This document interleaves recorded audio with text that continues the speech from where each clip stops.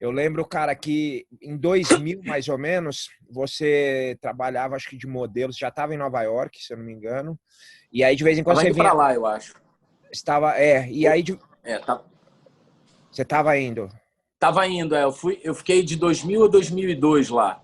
Uhum. E eu não voltei nesse período, Ah, assim. tá. Então, acho que exatamente, acho que você fez uma escala, deu uma. Veio aqui em São Paulo, eu lembro 2 vezes que você veio, e o É, Fábio falou: ah, treina com ele ali. Aí eu lembro que eu até conversei com você na época, você falou: ah, tô trabalhando de modelo, tô fazendo um negócio aqui. Eu falei: ah, vai ser tranquilo, eu tinha acabado de ser campeão mundial de roxa.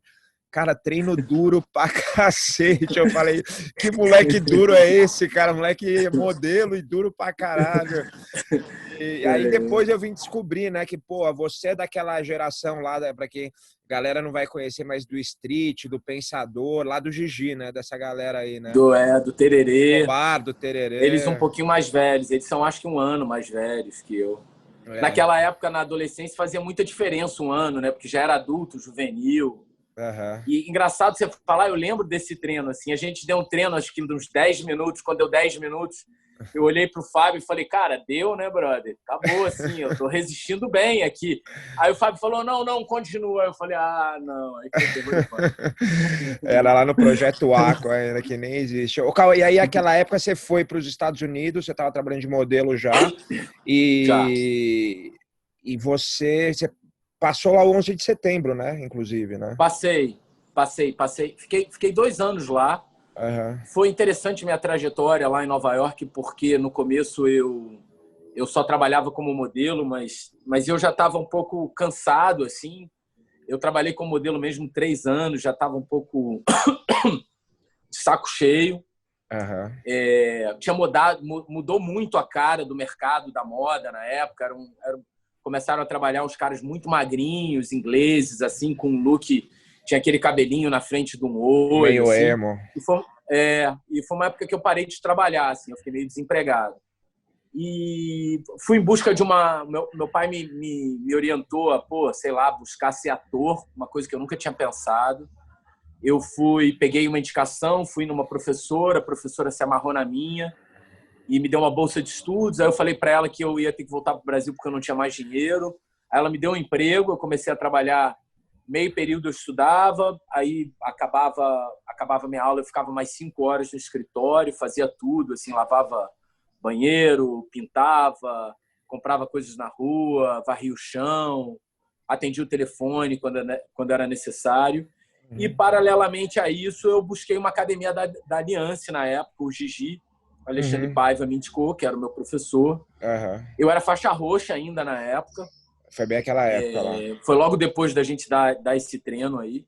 Aham. E aí o Fábio, que era o professor, o dono da academia, era ali na 14 Eu ainda. sei, o Fábio Fábio Clemente, né? Clemente, É. né? Fábio Clemente, Me- Gostou de mim, eu treinei duro, treinei bem e rapidamente ele me convidou para começar a puxar o treino. Uhum. Quando eu conversei com o Fábio Gurgel no back-to-back, ele falou que ele que Eu ouvi. estimulou Uhum. o Fábio Clemente. O Fábio Gurgel estimulou o Fábio Clemente a me assimilar como instrutor, como professor. Aham. E aí eu fiquei 2 anos lá. Fui campeão norte-americano na época. Era um campeonato que a gente ganhava um cinturão. Eu Não era tenho o aqui em Naga? Era o casa. Naga, talvez? Eu acho que era o Naga. Era Aham. uma categoria um pouquinho mais aberta, sabe, Denis? Aham, eu tô Não era o ligado. peso fechadinho como era o brasileiro, assim. Uhum. Eu ganhei do aluno do Renzo, se eu não me engano, na final, que era o cara mais duro, assim, da faixa roxa em Nova York e tal. E eu já nem era mais competidor, eu já nem tinha mais vida de atleta, mas é engraçado, quando você começa a dar aula, você começa a ser enfileiro dos seus alunos, né? Chegava muito cara grande, você deve ter passado por isso muitas vezes, uns caras enormes de Muito. wrestling querem dar um treino. Uhum. E eu estava muito bem preparado fisicamente na época. Acho que eu nunca tive tão pesado, assim, eu pesava 81 Uhum. e estava forte assim mesmo. Foi a última competição que eu participei, eu ganhei, fiquei feliz. Uhum. E fiquei lá mesmo depois do 11 de setembro, porque as aulas continuaram. Eu morava com um árabe, um aluno meu, como é que era? O Babs era o nigeriano bem querido que dava aula, parece que continua a dar aula Uhum. lá para o Uhum. Fábio. Uhum. É, E agora eu esqueci, mas um cara que foi muito querido comigo ao longo da minha trajetória, que eu comecei a dar umas aulas particulares para ele, e ele viu que eu era duro, que eu não tinha onde cair morto, assim, e eu estava sem lugar para morar, e ele falou, cara, ó, em troca de aula particular, eu te deixo morar no quarto dos meus cachorros. Aham. Essas coisas da vida, né? Todo E ele mundo tinha um passou. pitbull Aham. e um outro cachorro que eu acho que era uma vira-lata, bem queridos, era Amp, eu esqueci o nome da outra cadela e tal. Era em E Manhattan eu, mesmo ou era New Jersey ali? não, era no Harlem, No no Harlem, Spanish tá. Harlem, Lá em na cima. 102. Aham. E eu fiquei 2 anos morando com ele. E ele, depois do 11 de setembro, ele foi um super parceiro, mas depois do 11 de setembro, ele decidiu voltar para o Texas, que a família dele morava lá. E foi uma época estranha, assim, porque ele tinha arma em casa. Uhum. E eu era considerado um cucaracha, eu não sei como. Imagino que para você é diferente, assim, mas eu, por ter a pele mais morena, ficava bem evidente que eu não era norte-americano, que eu não era europeu, que eu não era necessariamente que eu era do terceiro mundo. Assim, foi um período estranho, assim. Eu não pegava mais metrô, mas Muita eu fiquei até o xenofobia. final, Demian. Aham. Até não ter onde morar, eu fiquei. Aí eu voltei para o Brasil Mas, o Cauã, para... desculpa, você foi, eu estava vendo, você foi para a Europa, né? Naquela época você ficou em Milão, ficou em Paris, trabalhou e tal. Fiquei. E aí, quando você foi para Nova York, que começou a diminuir os trabalhos, e aí você começou ao mesmo tempo a dar aula, aí você acabou vivendo mais de jiu-jitsu do que de trabalhando como modelo lá em Nova York. Na verdade, Fazia os dois.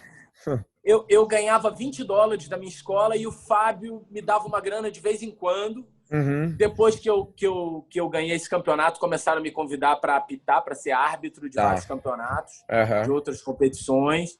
E aí eu ganhava um trocadinho assim, mas era muito justo, sabe, Demi? Eu me lembro que era uma época que eu tinha que escolher a refeição do dia, assim.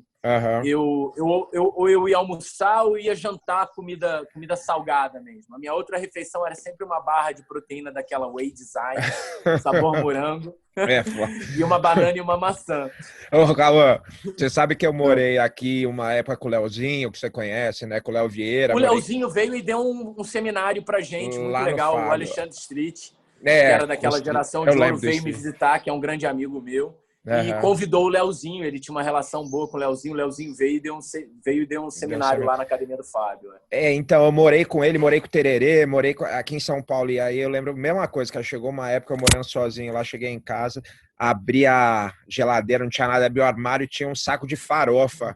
Eu tinha que treinar e, cara, sem comer, eu falei, cara, peguei um copo d'água, joguei a farofa no outro copo, comecei a comer de colher e tomar água para empurrar aquilo para poder ir treinar, mas era uma época de sufoco, mas foi bom, né, também. Pô, por isso você é o campeão que você é, né, Demi? É um grande exemplo também, né, cara? Prazer falar com você hoje, cara.